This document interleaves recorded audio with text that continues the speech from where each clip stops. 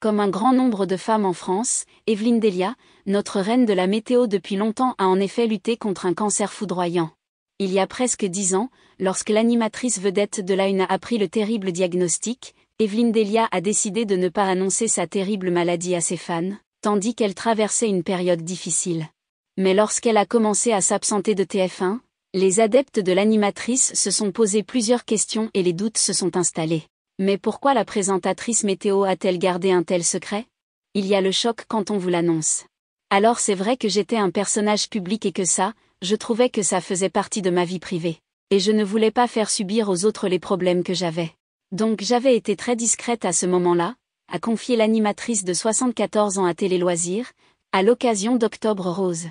Mais Evelyne Delia en est consciente, tout finit par se savoir. Elle a finalement brisé le silence au sujet de sa maladie.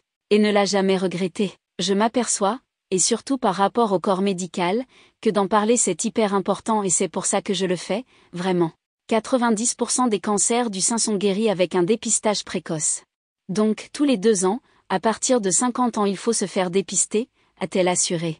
La star a aussi été encouragée à l'époque par le défunt Jean-Pierre Pernaut, lequel avait vu sa femme Nathalie souffrir d'une leucémie. Nos échanges m'ont beaucoup aidé dans ma décision de prendre la parole à mon tour. Il voulait aider. Je n'avais pas compris cette notion-là avant, disait-elle dans Entre nous. Après avoir révélé son cancer, Evelyne Delia a d'ailleurs rapidement reçu un formidable soutien de la part des téléspectateurs.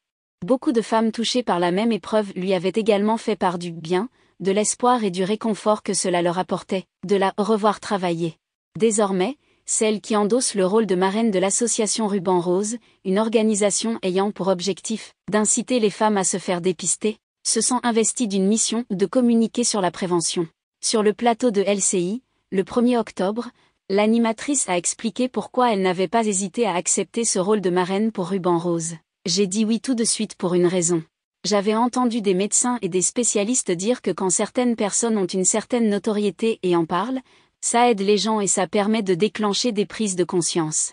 Et bien sûr moi-même qui ai été touchée par cette maladie, quand je suis revenue à l'antenne, quand j'ai enlevé ma perruque, les gens m'ont dit « On vous a suivi ». Et cela, c'est très important, c'est dans ce sens-là que je le fais, a-t-elle conclu.